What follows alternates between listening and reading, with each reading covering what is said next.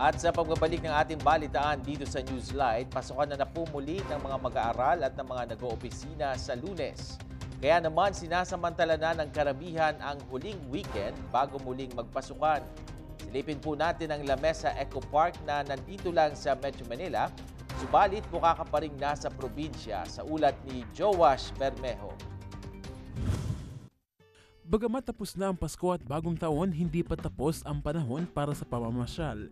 3 araw bago ang pagbabalik trabaho ng karamihan, abay bakit hindi natin sulitin ang nalalabing araw ng ating bakasyon? Para sa mga taga Metro Manila na hindi nakauwi ng kanilang mga probinsya, abay pwede nyo pa rin maramdaman ang simoy ng probinsya sa pamamagitan ng pamamasyal sa La Mesa Eco Park sa Quezon City. Ang La Mesa Eco Park ay tinuturing bilang isa sa mga natitirang forest area sa Metro Manila. More on environmental awareness pa rin yung ini-implement po natin. Kaya po siya naging distinct pa sa ibang parks. Wala po masyadong amusement kung hindi po. It's more on communing with nature po while having fun. Dito ay makakakita ka ng iba't ibang mga halaman, mga naglalakihang puno na parang nasa probinsya ka. Maliban diyan, magandang pasyalan ng Eco Park para sa mga magkakapamilya at magkakaibigan na gustong magbanding at sulitin ang nalalabing araw ng bakasyon. May mga queues na pwedeng gamitin ng lahat.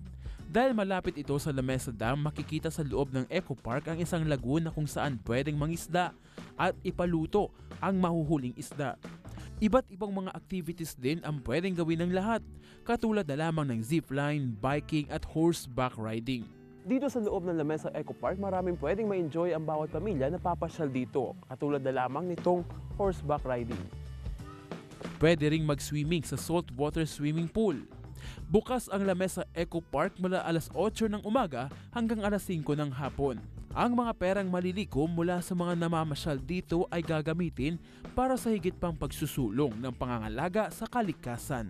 Murang-mura lang po ito. It's only 50 pesos. Yun po yung ating regular park admission. And then for residents ng Quezon City, mainam po na magdala sila ng ID na nakalagay yung home address po nila na Quezon City para 40. Yung students naman ng Quezon City, any school po ito within Quezon City. So 20 lang po yung babayaran nila. At least recent yung school ID. Then for senior citizens, libre naman po yung queue sa senior plus ID.